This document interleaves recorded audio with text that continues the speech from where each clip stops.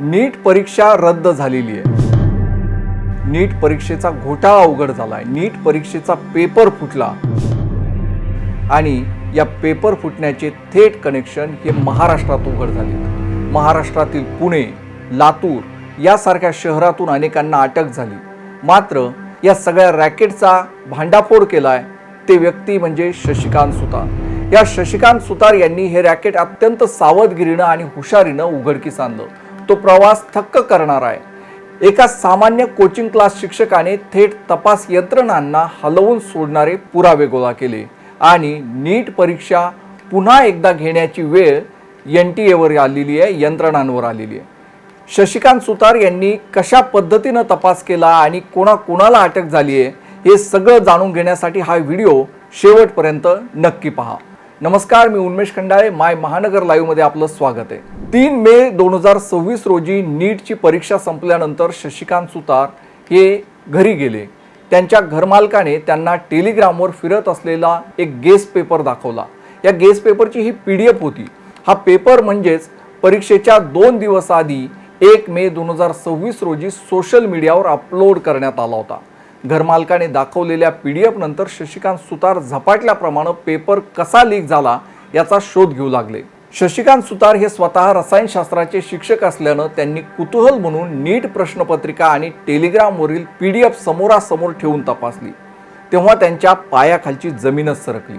या दोन्ही पेपरमध्ये अतिशय साम्य होतं। केमिस्ट्रीचे 45 पैकी 45 प्रश्न आणि बायोलॉजीचे 90 पैकी 90 प्रश्न त्या PDF मध्ये जसेच्या तसे उपलब्ध होते।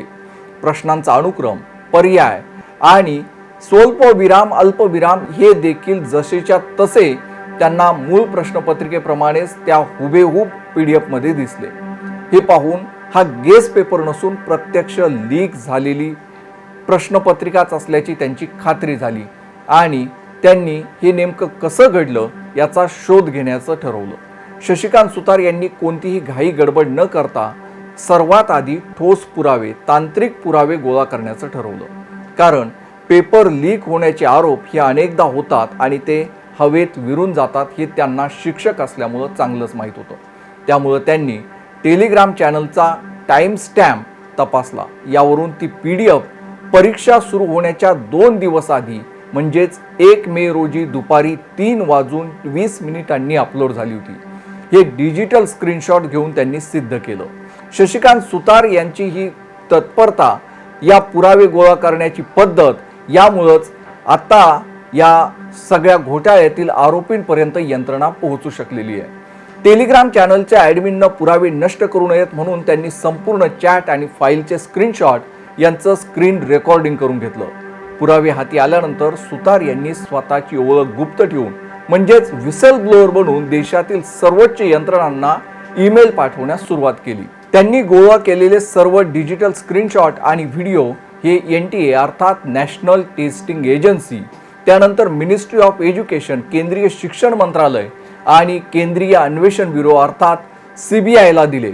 यासोबतच त्यांनी पंतप्रधान कार्यालयाला देखील हे सगळे पुरावे पाठवले होते। सुरुवातीला यंत्रणांकडून कोणताही प्रतिसाद न मिळाल्यानं आणि विद्यार्थ्यांचं भविष्य टांगणीला लागल्याचं एका शिक्षकाने पाहिलं आणि त्यामुळं शशिकांत सुतार यांनी आपली ओळख उघड करत हे सगळं समोर आणण्याचं ठरवलं। त्यांनी राजस्थान पोलिसांच्या विशेष ऑपरेशन ग्रुप अर्थात SOG कडे धाव घेतली आणि थेट मीडिया समोर येऊन हे सर्व पुरावे जाहीर केले। शशिकांत सुतार यांनी दिलेल्या पुराव्यानंतर राजस्थान पोलिसांचं विशेष ऑपरेशन ग्रुप आणि केंद्रीय अन्वेषण ब्युरो यांनी या प्रकरणाचा तपास हाती घेतला। हा घोटाळा अनेक राज्यांमध्ये पसरलेला आंतरराज्यीय रॅकेट असल्याचं त्यांच्या समोर आलं आणि त्यांनी त्या पद्धतीनं तपास सुरू केला। नीट UG 2026 पेपर लीक प्रकरणाचा तपास जसजसा पुढे सरकत आहे तसतसे व्हिसल ब्लोअर शशिकांत सुतार यांनी केलेले आरोप आणि या संपूर्ण घोटाळ्याचं महाराष्ट्र कनेक्शन देखील समोर येत आहे आणि ते अधिक धक्कादायक आहे। राजस्थानमधून सुरू झालेल्या या पेपर फुटीचा तपास आता महाराष्ट्रातील लातूर, पुणे, बीड, अहिल्यानगर आणि नागपूर सारख्या मोठ्या शैक्षणिक केंद्र आणि शहरांपर्यंत पोहोचलाय। सुतार यांच्या मते हे केवळ एका शहरापुरतं किंवा एका कोचिंग सेंटरपुरतं मर्यादित नसून देशातील अनेक राज्यांमध्ये पसरलेलं मोठं शैक्षणिक माफियांचं रॅकेट आहे.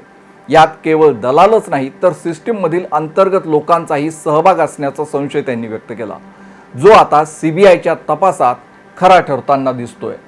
शशिकांत सुतार यांनी दिलेल्या तांत्रिक पुराव्यानंतर CBIनं जेव्हा तपासाचं चक्र फिरवलं तेव्हा या घोटाळ्याचे मूळ सूत्रधार हे महाराष्ट्रात, विशेषतः पुणे आणि लातूर इथं असल्याचं समोर आलं. नॅशनल टेस्टिंग एजन्सीनं नियुक्त केलेल्या तज्ज्ञांनीच पेपर फोडला होता. कुंपणच शेत खातंय असा प्रकार CBIनं उघड केला. पेपर लीकचा संशय आल्यानंतर CBIला सर्वप्रथम शंका आली ती पेपर सेटरवर, अर्थात पेपर तयार करणाऱ्या यंत्रणेवर, तिथं काम करणाऱ्या लोकांवर.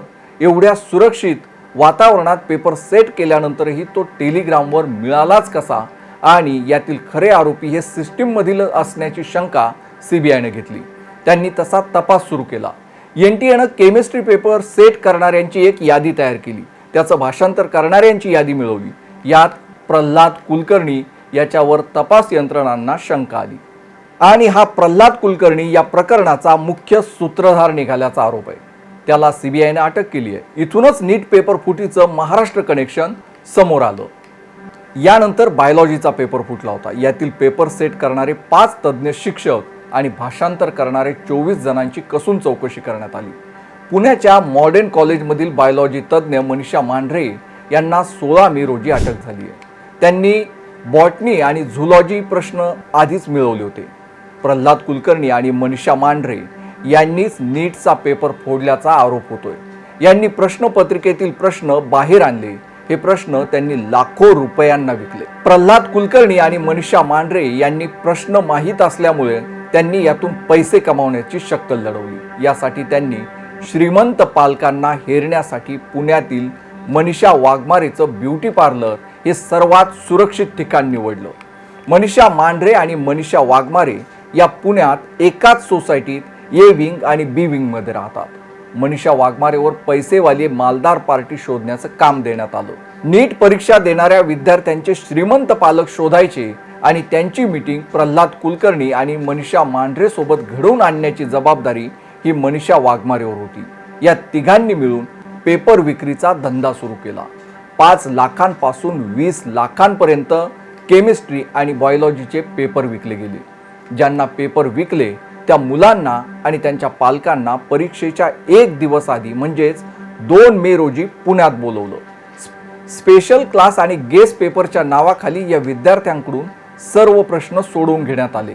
मात्र पैशांची हाव असलेल्या प्रल्हाद कुलकर्णीनं 2 मेच्या आधीच लातूरच्या शिवराज मोटेगावकरला पेपर विकला होता. आता एक लक्षात घ्या, एका पालकांना 5 ते 20 लाख रुपयांमध्ये गेस्ट पेपर देणाऱ्या कुलकर्णीनं RCC कोचिंग क्लासच्या मोटेगावकरला किती लाखात की कोटींमध्ये पेपर विकला असेल याचा अंदाज आता तुम्हीच करा आणि कमेंट बॉक्समध्ये सांगा. इथंच हे प्रकार संपत नाहीत, यासाठी आणखी आपल्याला हा व्हिडिओ शेवटपर्यंत पाहिला पाहिजे. पुण्यातील शेठ हिरालाल सराफ प्रशालेच्या मुख्याध्यापिका मनीषा हवलदार यांनी एप्रिल 2026 मध्ये फिजिक्सचे प्रश्न मनीषा मांढरे आणि ब्युटी पार्लर चालक मनीषा वाघमारे यांच्यासोबत शेअर केल्याचंही तपासात निष्पन्न झालंय. 58 वर्षांच्या फिजिक्स शिक्षिका मनीषा हवलदार यांना CBIनं अटक केली आहे. मनीषा हवलदारचा या प्रकरणातील रोल अतिशय महत्त्वाचा आहे. NTA द्वारे नीटच्या फिजिक्स पेपर तज्ज्ञ म्हणून त्यांची नियुक्ती होती. तिच्याकडे फिजिक्सच्या मूळ प्रश्नपत्रिकेचा ॲक्सेस होता. पुण्यातील या चौकडीनं महाराष्ट्रात अनेकांना पेपर विकले. त्यांचे एजंट महाराष्ट्रातील अनेक जिल्ह्यात होते. नाशिकचा शुभम खैरनार, नागपूरचा आलोक, अहिल्यानगरमधील धनंजय लोखंडे यांच्या माध्यमातून हरियाणा, गुजरात, राजस्थान आणि दक्षिणेत केरळमध्ये लाखो आणि कोट्यवधींमध्ये पेपर विकले गेले. मात्र यामुळं रात्रंदिवस अभ्यास करून परीक्षा देणाऱ्या विद्यार्थ्यांचं नुकसान झालं. त्याची भरपाई NTA कशी करणार आहे? राजस्थानमधील सीकरचे केमिस्ट्रीचे शिक्षक शशिकांत सुतार यांचे आभार मानले पाहिजे. त्यांनी न घाबरता तातडीनं सर्व पुरावे यंत्रणांपर्यंत पोहोचवले. अवघ्या 3-4 दिवसात यंत्रणाही कामाला लागली. त्यांनी महाराष्ट्रासह देशातील विविध भागातून विद्यार्थ्यांच्या भविष्याशी खेळणाऱ्यांना अटक केली आहे. शशिकांत सुतार यांनी दाखवलेल्या धैर्यामुळं आणि डिजिटल पुराव्यांमुळेच NTA आणि सरकारला गुडघे टेकावे लागले. पेपर लीक झाल्याचं उघडपणे मान्य करावं लागलं. अखेर केंद्र सरकारने नीट परीक्षा रद्द करून 21 जून 2026 रोजी पुन्हा घेण्याचा निर्णय घेतला. शशिकांत सुतार यांचे पुन्हा एकदा आभार. तुम्हाला ही माहिती कशी वाटली हे नक्की कळवा.